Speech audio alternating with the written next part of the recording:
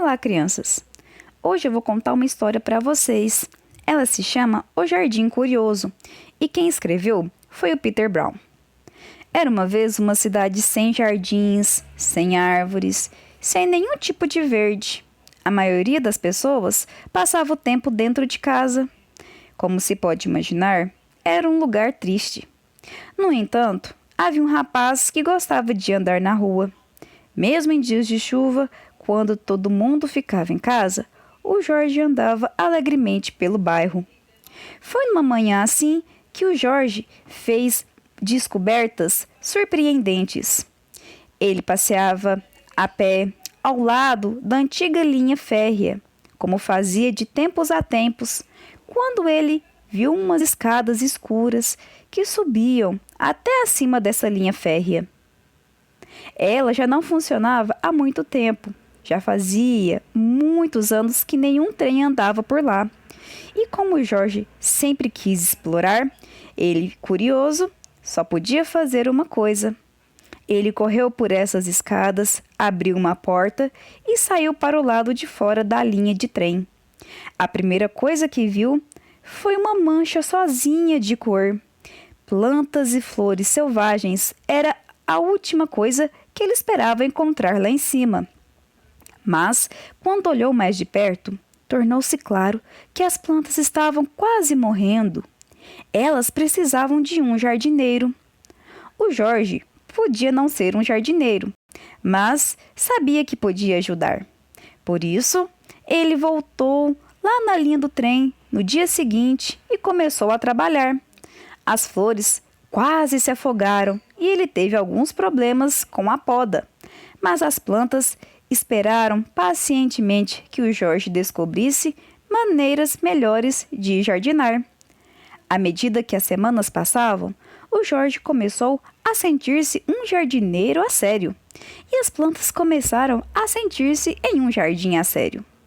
A maioria dos jardins ficavam sempre no mesmo lugar, mas esse não era um jardim comum.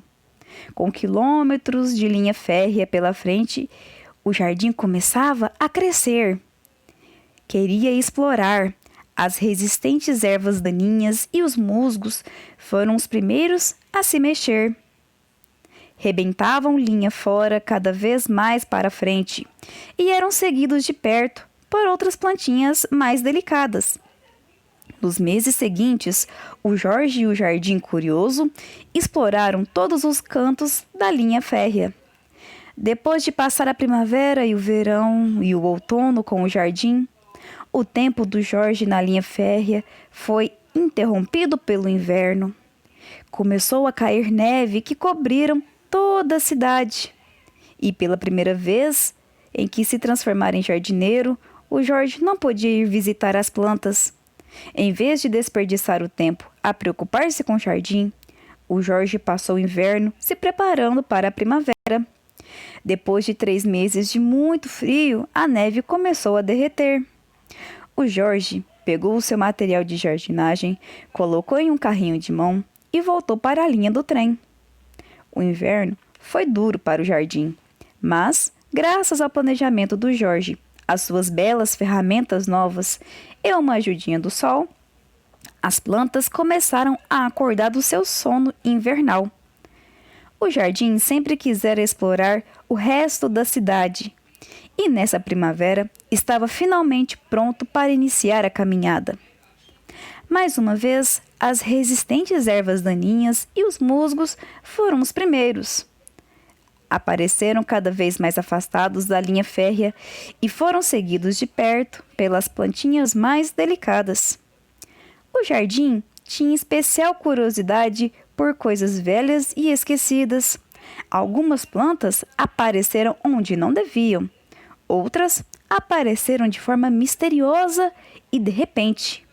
Mas as coisas mais surpreendentes que apareceram foram os novos jardineiros.